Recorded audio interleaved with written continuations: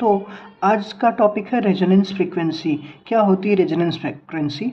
मान लीजिए यहाँ पे एक कोई ऑब्जेक्ट है जो कि ऑसिलेट कर रहा है। सपोज करिए इस तरीके से ये ऑसिलेट कर रहा है और इसकी नेचुरल फ्रीक्वेंसी मान लीजिए हमने न्यू एन मान लिया।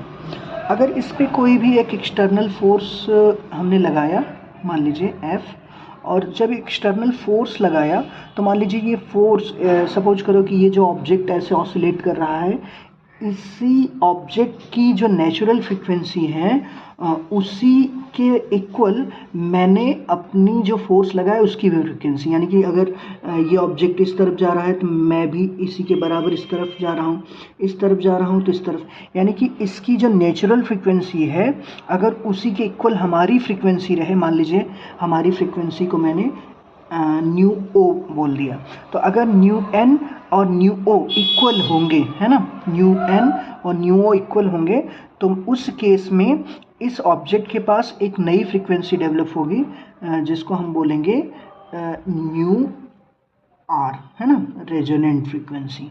अब ये न्यू आर रेजोनेंट फ्रीक्वेंसी को हम कैसे सर्किट से इसका एक्सप्रेशन निकालें, तो आइए समझते हैं। मान लीजिए मैंने एक इलेक्ट्रिकल सर्किट लिया जिसमें एक रजिस्टर है, एक इंडक्टर है और एक कैपेसिटर है, ठीक है, तीन चीज़ें हमने ले लिया।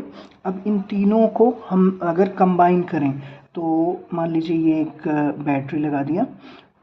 अच्छा, इसमें अगर करंट पास करेगा तो हमको पता है कि ये कैपेसिटिव रिएक्टेंस है, ये इंडक्टिव रिएक्टेंस है और ये रेजिस्टेंस है। हमको पता है जो इम्पिडेंस होता है जेड वो होता है under root XL minus XC का स्क्वायर प्लस आर का स्क्वायर। अगर मैं कहूँ कि मेरा inductive reactance XL equals to XC है तो उस केस में रेजोनेंट कंडीशन होता है, रेजोनेंट कंडीशन होता है, ठीक है।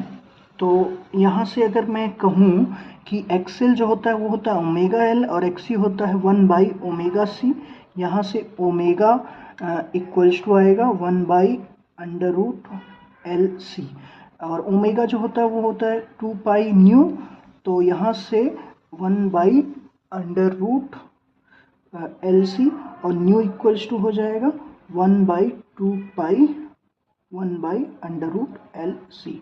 तो ये आपका एक तरह से